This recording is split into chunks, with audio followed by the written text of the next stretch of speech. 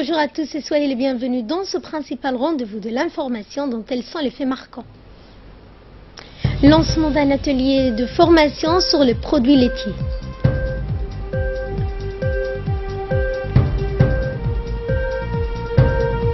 Et en Afghanistan, l'explosion d'un camion piégé fait 80 morts dans le quartier diplomatique de Kaboul.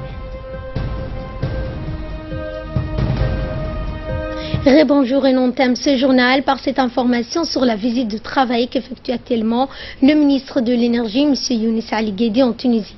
Peu après son arrivée à Tunis, le ministre Younis Ali Guedi a été reçu par son homologue, Mme Hala Cheikh Rouhou, ministre de l'Énergie, des Mines et de l'Énergie renouvelable. Ont assisté à l'entretien M. Bassem Loulil, président de Tunisie Africa Business, Mme Rahma Ali Hassan, conseillère technique chargée des projets, ainsi que M. Gouled Mohamed Jama, directeur de l'énergie. Ces deux derniers étant donc membres de la délégation conduite par le ministre en déplacement. Mme Hala Cheikh Rouhou a saisi l'occasion pour présenter le secteur des énergies de son pays, mettant l'accent sur les opportunités d'investissement dans le domaine des énergies dont pourrait avoir besoin Djibouti par le biais de l'expertise de l'Agence nationale de maîtrise de l'énergie. Et de son côté, M. Younis Ali Guedi s'est réjoui de la coopération envisagée avec la Tunisie dans divers secteurs conjointement identifiés, en particulier en ce qui concerne le développement des énergies renouvelables pour lesquelles Djibouti a l'espoir d'en tirer pleinement profit à l'horizon 2020. Des axes de coopération axés uniquement donc sur la structure dont les secteurs ont été discutés, ensuite accompagné de Walid Louklil, directeur général du groupe Louklil. Younis Ali Guedi a visité la société tunuso-italienne qui assure la maintenance de la pipeline reliant l'Algérie à l'Italie via la Tunisie. Après avoir donc discuté avec Mohamed Ali Gerbin, le PDG de la société Sergaz, le ministre Younis Ali Guedi a annoncé sa volonté de signer des accords pour le renforcement de la coopération en matière de produits pétroliers et ce avec le ministre a visité également le MJC Sfax, laquelle appartient au groupe Louklil, qui vient en effet de conclure un marché avec l'État djiboutien pour l'achat d'équipements. Retour à Djibouti, Dikil touché par de fortes précipitations qui ont entraîné des dommages matériels. Des pluies diluviennes accompagnées de fortes violentes rafales de vent se sont abattues hier après-midi sur Dikil et sa périphérie, causant de nombreux dégâts en plongeant la ville de Dikil dans le noir. Ces vents violents ont causé des dégâts de toitures de certaines habitations et écoles. Des tôles de zinc et planches ont été arrachées des toits de maisons et des écoles emportées loin par le vent. Certains de ces débris ont été retrouvés dans le lit de l'oued Cheikh Mandeitou. Le périmètre agricole de la localité de Harrou ont été également touchés. Les potages ont été endommagés par les arbres fruitiers déracinés. Le soir venu d'Ikilville est resté plusieurs heures durant dans les noirs en raison des dégâts provoqués sur des câbles électriques et poteaux arrachés de terre ou de leur sol. Il a fallu 3 heures d'intervention aux techniciens de l'EDD pour rétablir le courant électrique. On ne déplore fort heureusement aucune perte humaine, mais des dégâts matériels sont toutefois déplorés et certains blessés légers.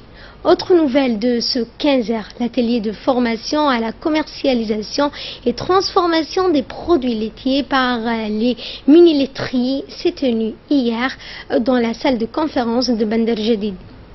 Cet atelier d'appui technique a été financé par l'Union européenne et mis en œuvre par les FAO, l'Organisation des Nations Unies pour l'alimentation. Il a été placé sous la tutelle du ministère de l'Agriculture, de l'eau, de la pêche, de l'élevage et des ressources halieutiques. Cet acquis permet aux populations de confronter à l'insécurité alimentaire de mieux maîtriser les techniques de fabrication du fromage. L'atelier de formation a duré 3 jours. Il a permis à une quarantaine de personnes d'acquérir ces notions, à savoir faire du fromage. Ils sont venus d'Arta, d'Ali Sabié, de Dikilville et de Djibouti.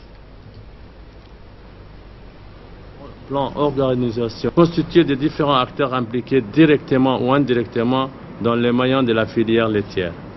Mesdames et messieurs, Comme nous savons, la filière laitière joue un rôle très important sur les plans socio-économiques et nutritionnels, plus particulièrement chez les pasteurs, par son facteur d'intégration économique dès lors que cela dépasse le stade de l'autoconsommation. Cependant, le défi du dynamisme des organisations de cette filière et la valorisation des produits laitiers conduisent à la croissance des importations des produits laitiers, dont tout le monde sait aujourd'hui que Djibouti importe 90% sont importés et sur une demande nationale relativement forte. Écoutons à présent les explications du directeur du service de l'élevage sur la finalité de cet atelier d'appui technique sur la filière laitière et la fabrication du fromage. Ce projet a comme priorité stratégique, comme vous le savez, la sécurisation des systèmes pastoraux, le renforcement de la résilience des populations pastorales aux difficultés du milieu et particulièrement les populations les plus vulnérables à l'insécurité alimentaire en République de Djibouti.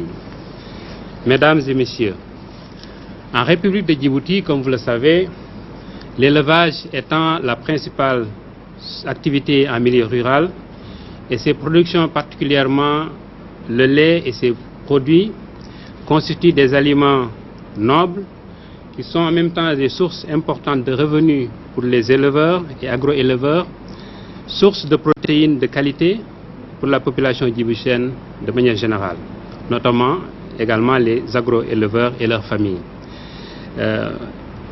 Et constitue un vaste potentiel d'amélioration de la nutrition et des moyens d'existence en milieu rural, ce qui contribue davantage significativement à la lutte contre l'insécurité alimentaire et la malnutrition, surtout chez les couches les plus vulnérables de la population djiboutienne, notamment les enfants et les femmes enceintes et allaitantes. Cependant, cette filière laitière est confrontée à de nombreuses contraintes liées notamment au manque de ressources alimentaires, aux ressources hydrauliques, aux soins de santé, mais également un faible niveau d'organisation des producteurs de la filière, ce qui entrave le développement harmonieux et durable de la filière laitière au profit des acteurs impliqués et la satisfaction des besoins des producteurs et des consommateurs djiboutiens. Après le passage des textes pour intégrer donc les collèges, leur correction de manière anonyme des examens de l'OTI se poursuivent à Djibouti-Ville autant que dans les chefs-lieux de l'intérieur du pays. Les centres de correction ont été déconcentrés dans chaque région et ce pour la première fois sur décision du ministre de l'Éducation nationale. Cette autonomie des corrections des copies jusqu'aux délibérations et proclamations des résultats est ainsi assurée dans chacune des 5 centres de région du pays. Des équipes issues du centre pédagogique d'enseignement ont été reparties sur l'ensemble du pays. Les inspecteurs et les conseillers pédagogiques se disent satisfaits du bon déroulement de ces examens dans les régions du sud autant que du nord du pays, rappelant que ces opérations se poursuivront dans les jours à venir et la proclamation des résultats sont suivies jusqu'en courant juin 2017.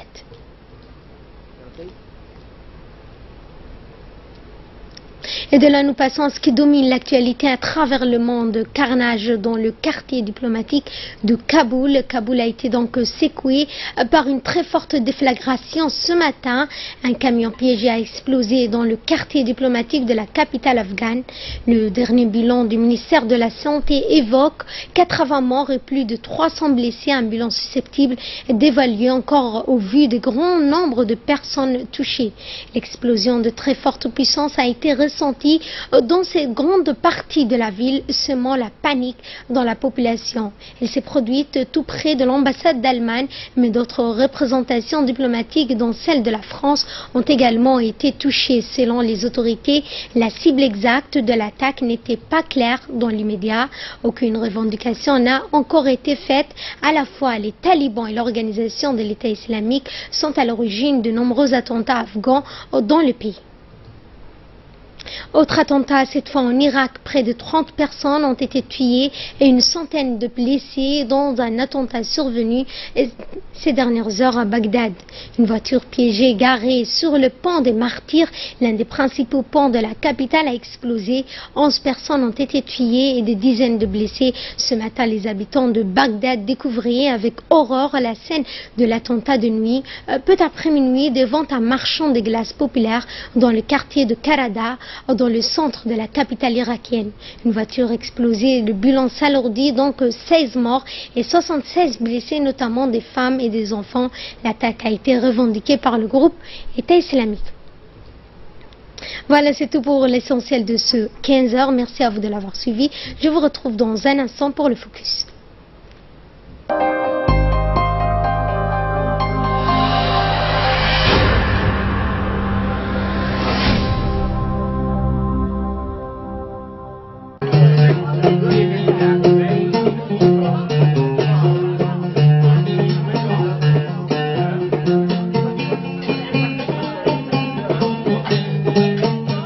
Le Sheraton Hotel de Djibouti vous invite à venir partager des soirées ramadanesques sous sa somptueuse tente Al-Khaïma. Savourez un grand buffet iftar, plus dîner composé de plats orientaux dans une ambiance musicale traditionnelle.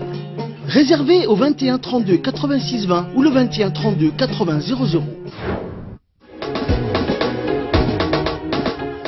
TJM SARL Compagnie est une usine qui produit des tomates concentrées à Djibouti. Vous trouverez à la compagnie TJM les tomates Mariama à 70 grammes, les tomates Alvima à 70 grammes et les tomates Safi à 50 grammes. Ce sont des produits naturels, de bonne qualité et à des prix abordables. Les recettes préparées avec ces tomates sont si riches et savoureuses. Les tomates Mariama, Alvima et Safi sont des plats délicieux. Pour plus d'informations, veuillez contacter le 21 35 77 14.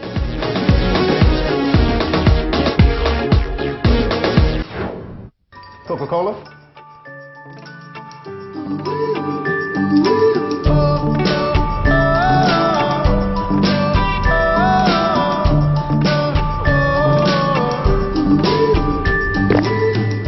Oh, c'est le Happy Hour. Alors, vous avez gagné un Coca-Cola gratuit. Mais il faut le boire ici.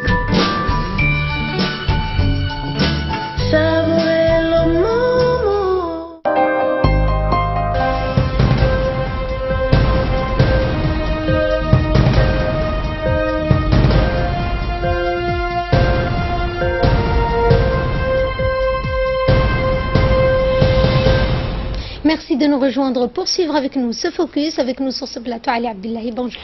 Bonjour Fardous. Et nous allons donc au Yémen pour parler donc du chaos selon les responsables de l'ONU. Effectivement, donc le Yémen est un pays qui s'effondre en raison de la guerre, de la famine et d'une épidémie meurtrière du choléra. C'est ce qu'a dénoncé donc hier le chef des opérations humanitaires de l'ONU. La crise donc n'est pas en train de venir, elle n'est pas imminente, elle est là. C'est ce qu'a annoncé donc le secrétaire général adjoint de l'ONU chargé des affaires humanitaires. Le Conseil de sécurité, quant à lui, donc, a échoué de rapprocher les deux parties pour mettre fin à la guerre civile qui ravage le pays depuis 2 ans maintenant. Plus de 8000 personnes, je vous le rappelle, sont mortes depuis le lancement en mars 2015 d'une campagne militaire par plusieurs pays conduite par l'Arabie Saoudite contre les rebelles houthis, soutenus donc par l'Iran, qui contrôle donc la capitale Sanaa. Depuis le début du conflit, 17 millions de personnes sont confrontées à des pénuries de nourriture, dont près de 7 millions sont proches à la famine dans un pays très dépendant de l'importation de nourriture. En outre, donc, depuis la fin avril, une épidémie de choléra a tué 500 personnes et a donc contaminé 55 206 autres, dont un tiers malheureusement sont des enfants. C'est ce qu'a donc annoncé l'Organisation des Nations Unies. La semaine dernière, donc, 22 organisations humanitaires et de droits de l'homme au Yémen, dont Save the Children, l'International Rescue Committee et Oxfam avaient déjà donc sonné l'alarme, exhortant le Conseil de sécurité d'agir donc de façon décisive dans ce pays en proie dans le chaos. Merci Ali pour ces précisions. Merci à vous de nous avoir suivis. Excellent après-midi à toutes et à tous.